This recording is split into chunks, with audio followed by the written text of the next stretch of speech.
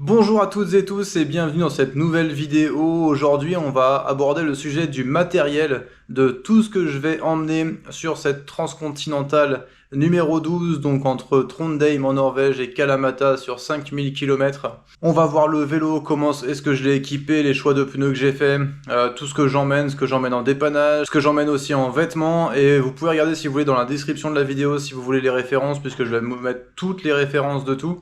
En description de vidéo, ce qui fait que vous pouvez retrouver les articles si c'est quelque chose qui vous intéresse. Et restez bien jusqu'à la fin de la vidéo puisque je vais vous donner un tout petit accessoire qui paraît complètement anodin mais qui à mon sens est complètement indispensable quand on fait ce genre d'aventure, quand on fait du long, pour s'assurer que tout se passe au mieux. Donc on commence par le vélo. Donc le vélo c'est le même que celui que j'avais la dernière fois, celui que j'utilise tous les jours, donc c'est le Van Rysel RCR. Il était très bien la dernière fois en termes de confort pour faire du long, honnêtement. Moi j'ai trouvé ça vraiment très bien, alors que c'est un vélo quand même plutôt typé racing à la base. Et moi j'avais trouvé ça vraiment confort, posé sur les prolongateurs, franchement ça va bien, ça va droit, ça va assez vite.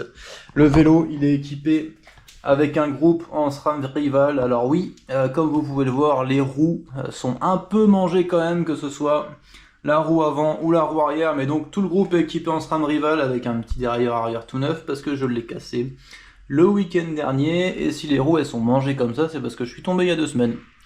Voilà, mais sinon, groupe complet en SRAM Rival en dehors du dérailleur arrière qui est en force, de la cassette qui est en force et de la chaîne qui est également en force.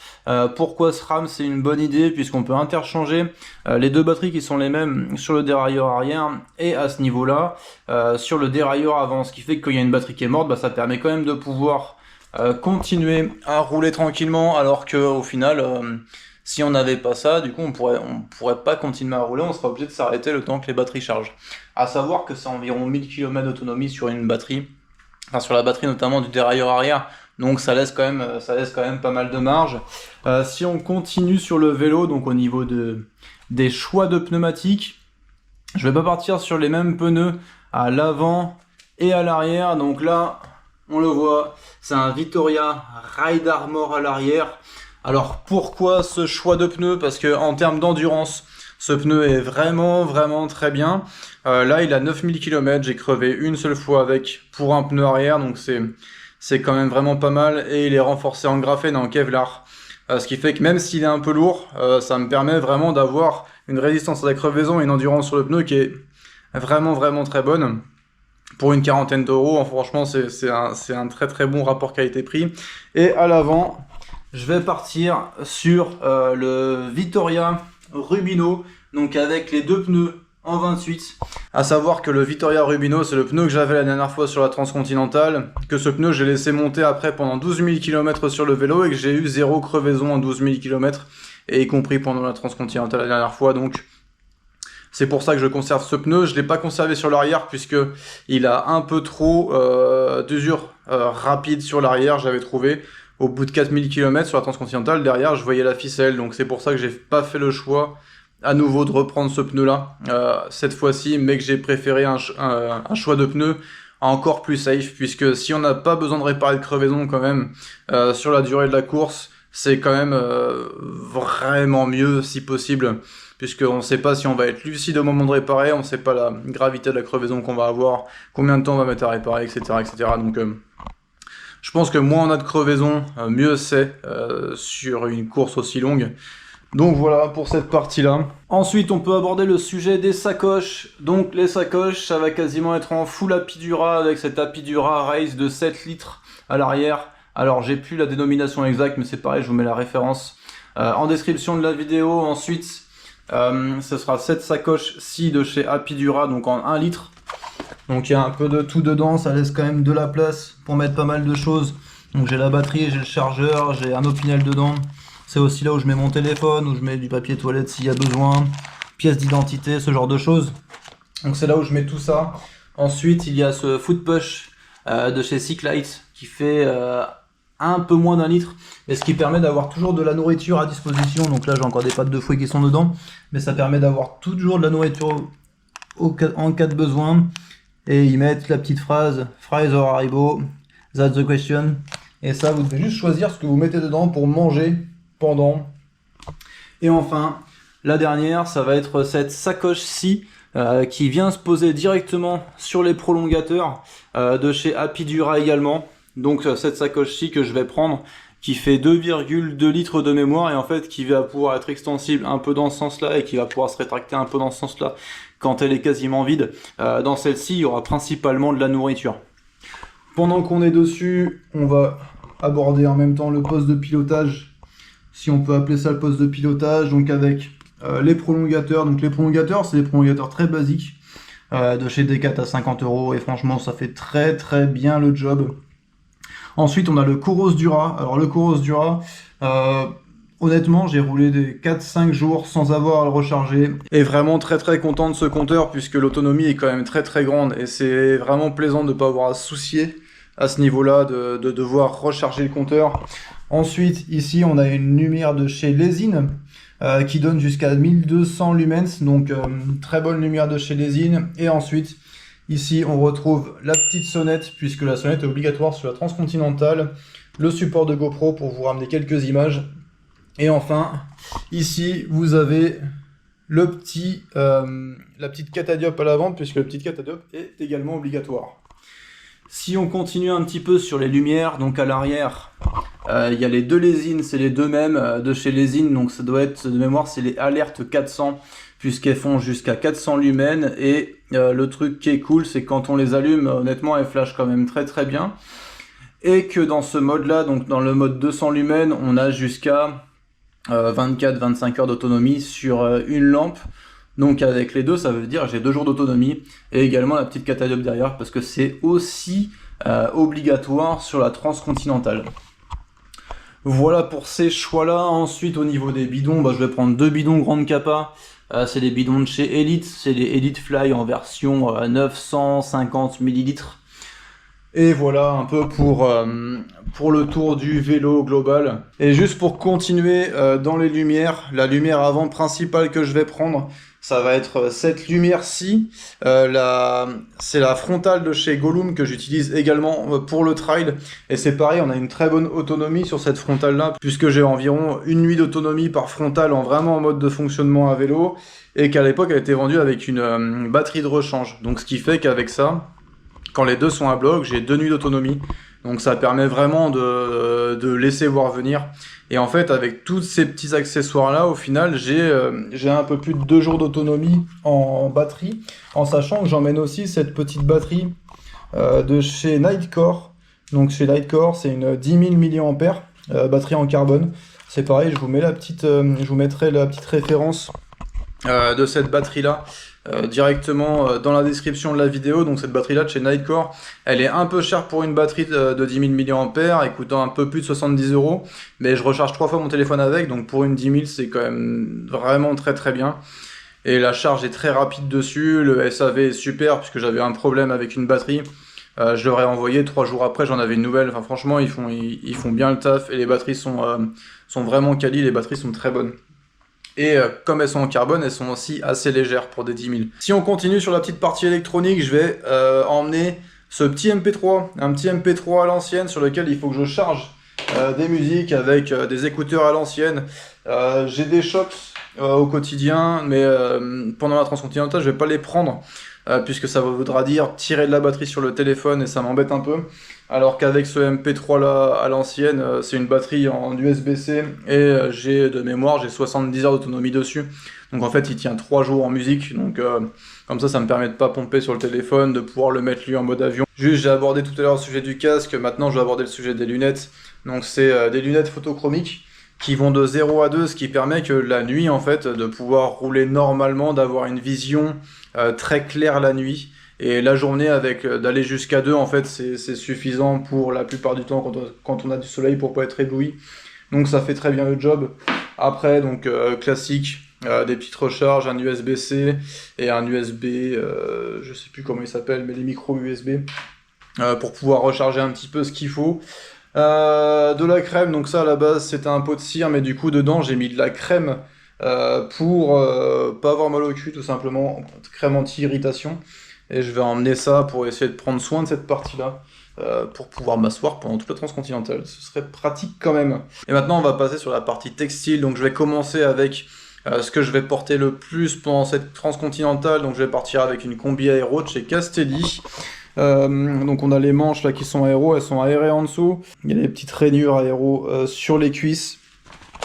Donc, à savoir que ça, je l'ai testé déjà sur du long et je me sens vraiment bien dedans pour faire de l'endurance. Donc, c'est quand même assez cool à ce niveau-là. Et pour l'anecdote de ce que j'ai vu, c'est la même combi aéro que celle qui servait pour faire les maillots, du coup, enfin les combinaisons sur le Giro, les combinaisons de maillots distinctifs.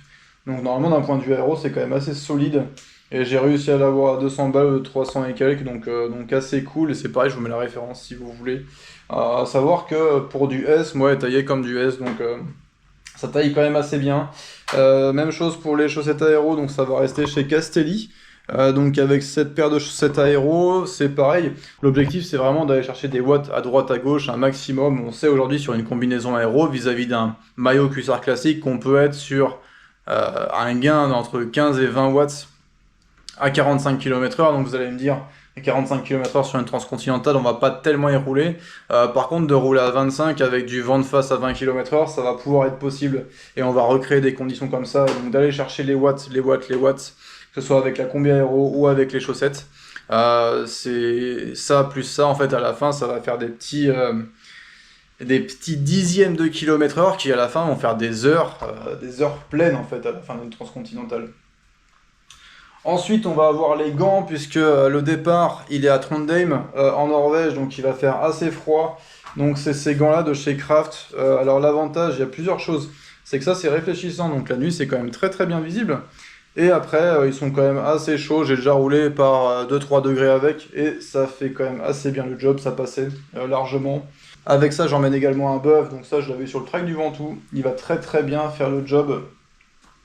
Ensuite, on a la veste également de chez Castelli. Quand je vous disais que j'étais tombé et que les roues étaient mangées, eh ben c'est pas les seuls, puisque la veste est aussi bien mangée. Il faut que je la répare avant de partir, il faut que j'achète des patchs pour la réparer. À savoir que cette veste-là, franchement, je vous mets la référence, j'ai roulé par 0 degré avec, et j'ai jamais eu une veste aussi légère, aussi light, puisqu'elle elle va venir se refermer dans la poche qui est juste là.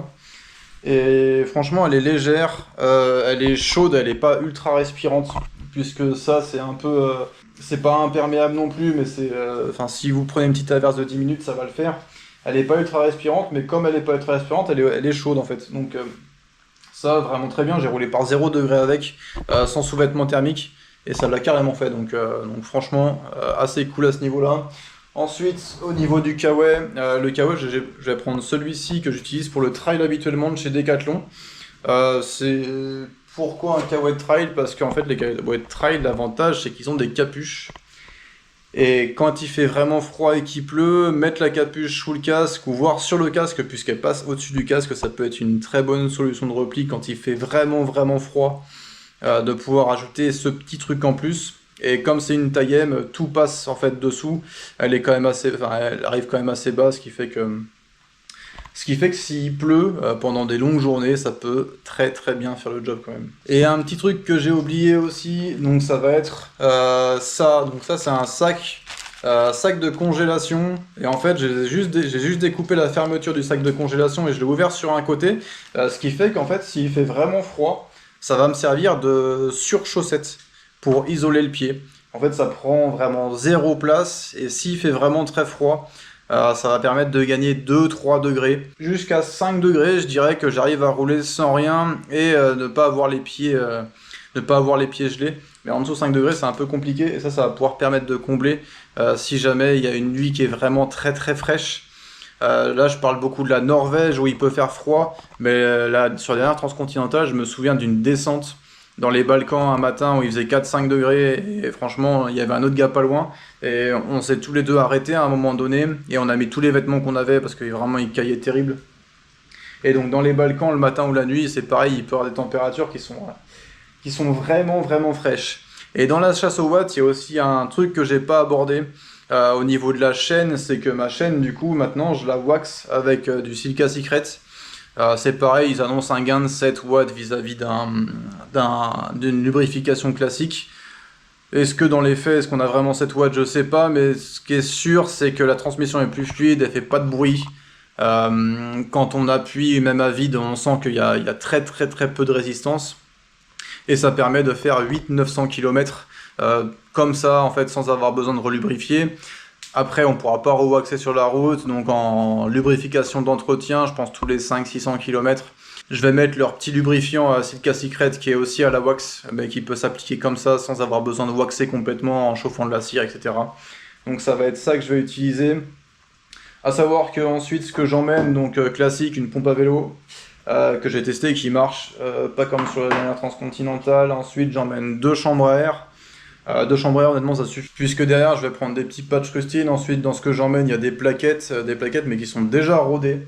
Ce qui fait que j'ai pas besoin de refaire un rodage de plaquettes dessus, et que aussi le truc qui est important, c'est que je vais pas avoir besoin de réécarter les pistons si j'ai besoin de les changer. Normalement sur 5000 bornes ça doit pouvoir le faire, mais on sait jamais. Ensuite j'ai le multitool sur lequel j'ai un dérive chaîne avec des attaches rapides de chaîne si besoin. Sur ce multitool là il y a à peu près tout quand même, donc en vrai pour pouvoir se dépatouiller c'est quand même pas si mal.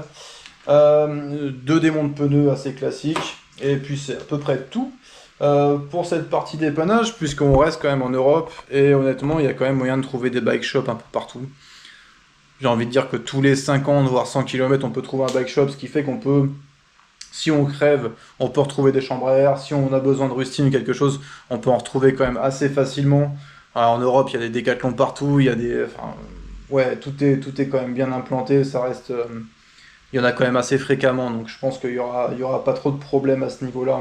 Et je vous ai parlé d'une toute petite pièce tout à l'heure qui pour moi était vraiment importante à emmener et qui pouvait paraître insignifiante. C'est ce petit adaptateur Presta Schrader. Donc en fait, vous le vissez juste sur la valve Presta et ça vous fait un embout Schrader. Pourquoi c'est bien? Si demain vous avez une crevaison, vous mettez une chambre à air, mais vous êtes en tubeless et que vous n'arrivez pas à reclaquer, en fait, vous allez pouvoir aller dans n'importe quelle station-service dans lesquelles il y a des compresseurs, mais en général, ils sont pas équipés de valve Presta. Si vous avez ça, vous pouvez regonfler sur n'importe quel compresseur et claquer votre tubeless. Donc ce petit embout en laiton qui coûte 2-3 euros, en Turquie, plusieurs fois, il m'avait sauvé la vie, puisque j'avais fait quoi, 100 ou 150 km sans avoir claqué mon tubeless, parce que j'avais que 3 barres, avec la pompe c'était une galère, et donc ça faisait un espèce de vibration tout le temps, et dès que j'ai retrouvé une station-service, du coup j'ai pu lui remettre 5 barres, j'ai claqué mon tubeless et puis c'était reparti. Donc ça franchement, s'il y a un accessoire que je conseille, c'est d'avoir ça dans n'importe quel pays du monde. Ils ont du Schrader mais ils n'ont pas forcément de Presta. Donc ça peut vous permettre de repartir beaucoup plus facilement si vous avez une crevaison et que votre pompe n'est pas assez puissante pour pouvoir claquer un tubeless. À savoir que j'ai pas trop parlé de trousse de secours puisque j'en emmène pas tellement finalement, pour être tout à fait honnête. Le seul truc que j'emmène en protection, ça va être de la crème solaire. Et puis ça va être à peu près tout, pour exactement les mêmes raisons que les bike shops. En fait, des pharmacies en Europe, on en trouve quand même assez régulièrement et à peu près partout. Donc j'en emmène pas quand je fais des trips moi tout seul, et je pense que j'en emmènerai pas là non plus. Parce qu'on en trouve, enfin franchement des pharmacies on en trouve partout, de l'eau on en trouve partout pour se rincer. Si on a une petite chute, après on prend une pharmacie, on désinfecte et puis ça fait le taf. Donc en fait, je pars du principe que tout ce que je peux trouver sur la route, j'évite de l'emmener sur moi. Un seul truc qui manque, ça va être des petites caches pour les cales look qui existent, puisqu'il y aura peut-être des parties où il faudra marcher. Et moi je pars en pédale de route, chaussures de route, donc je vais prendre les petits caches de chez Look pour pouvoir ne pas bouffer complètement mes cales s'il y a besoin de marcher. On arrive à la fin de cette vidéo. Si pour vous il y a des choses que j'ai oubliées, n'hésitez pas à les mettre en commentaire, on peut en discuter avec plaisir. En attendant, vous pouvez, si vous avez aimé la vidéo, n'hésitez pas à la liker, à la partager. Vous pouvez aussi vous abonner si vous avez envie de suivre la transcontinentale, puisque je mettrai le dernier jour, je mettrai le petit lien qui permet de suivre sur toute la trace de la transcontinentale. On a chacun un petit GPS et vous allez pouvoir suivre ça sur une grande carte. Donc n'hésitez pas à vous abonner si vous voulez suivre la course qui partira dans un mois pile. Là, quand je fais cette vidéo, on est le 18 juin et ça va partir le 19 juillet. Donc n'hésitez pas à vous abonner si vous avez envie de suivre tout ça. Vous pouvez aussi aller sur Instagram, puisqu'il y aura, pendant la course, il y aura beaucoup plus d'inside qui vont être sur Instagram. Vous retrouvez tout dans la description. Et en attendant, à une prochaine vidéo. Allez, ciao!